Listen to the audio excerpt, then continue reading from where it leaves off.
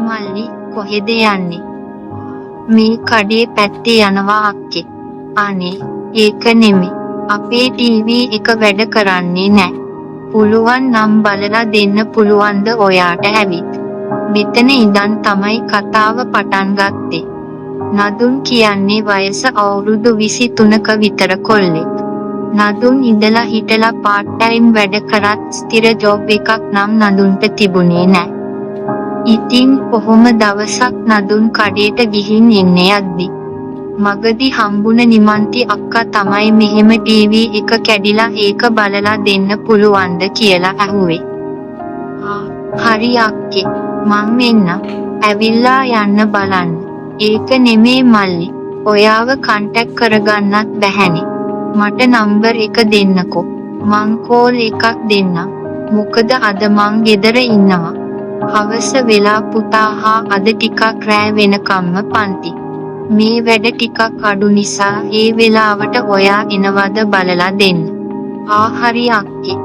හවස මාත් එච්චර ලොකු වැඩක් නෑ. මං එන්නම්. ඇවිල්ලා යන්න බලන්න. කොහොම හරි අන්තිමට නම්බරේ නිමන්ති අක්ක දීලා නදුන් ගෙදර ගියා යන්න. ඉතින් ගිහිල්ලා ටික වෙලාවකින් කෝල් එකක් ආවේ ඒ නිමන්ති අක්කගේ. කියන්න අක්කේ. මල්ලි මොකද කරන්නේ? වැඩද? අද එනවද? හවසාරක් බලලා දෙන්න. හරි අක්කේ. එහෙනම් තව ටිකකින් එන්නම් මෙහෙන්. කොහොම හරි ටික වෙලාවකින් නදුන් ගෙදරින් පිටත් වෙලා නිමන්තිලයි ගෙදර ගියා. ටීවී එක බලලා දෙන්න කියලා. ඉතින් ගෙදරට ගියාත් එක්කම එන්න මල්ලි. මොන හරි බීලම වැඩේ පටන් ගමු. ඉතින් ඒ වෙලාවේ ගෙදර නම් හිටියේ නිමන්ති අක්කා විතරයි. හස්බන්ඩ් නම් කොහොමත් රටනේ. ළමයාත් පන්ති ගිහිල්ලා නිසා. මොකද්ද අක්කේ වෙලා තියෙන්නේ? ටීවී එකට කලින් වැඩ කරාද? ඕ මල්ලි කලින් වැඩ කරා. එකපාරට වැඩ කරන්නේ නැතුව ගියානේ. පොඩි එක්කෙනත් බලනවනේ නිතරම. බලමු. මොකක්ද වෙලා තියෙන්නේ කියලා. ඉතින් නදුන් ටීවී එක චෙක් කරලා බලනකන් නිමන්ති අක්කා නදුන්ට තේ එකක් හදාගෙන එන්න කියලා කුස්සියට ගියා. කොටට කොටේ හිරස්කෑට් එකක් තමයි ඇදන් හිටියේ. ඉතින් කුස්සියට යනකම් පිටිපස්ස කන්න වගේ බලාගෙන නදුන් වෙනම ලෝකයක තනි වුණා. නදුන්ට ඒක දැක්කම කරන්න ආපු වැඩෙත් අමතක වුණා.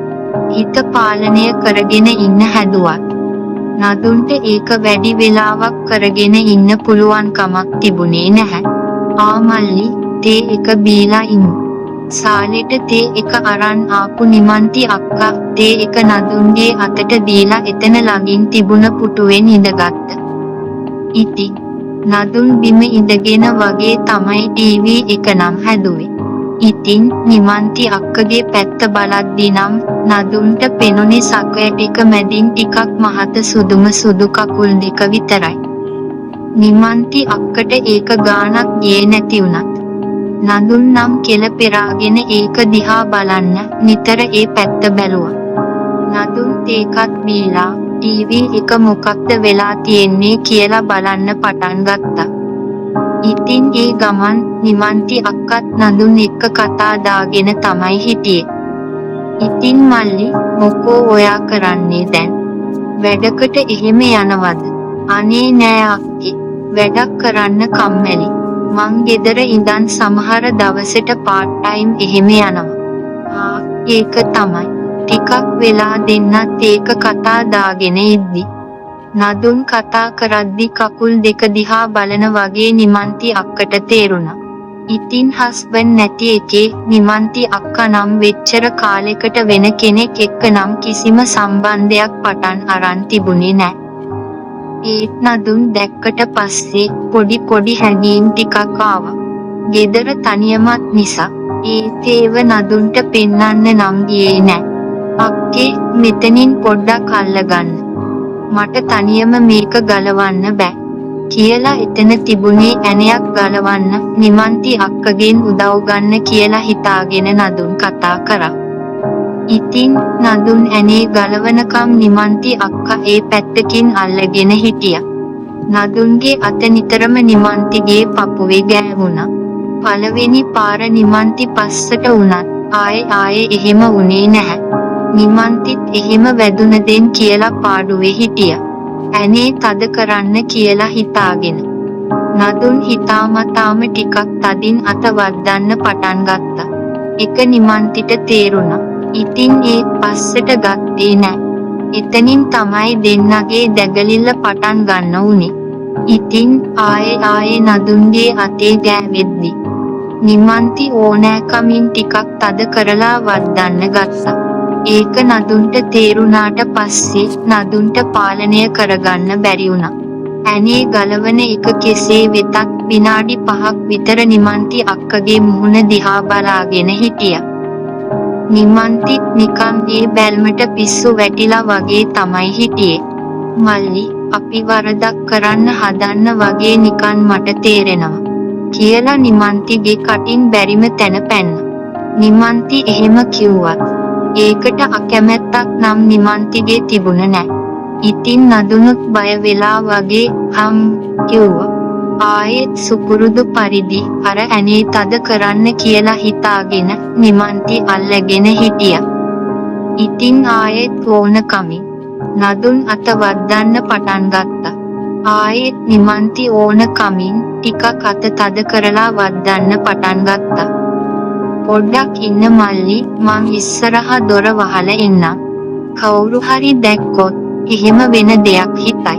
ඉතින් දොර වහලා ආවේ නම් කවුරු හරි දකී කියලා තමයි.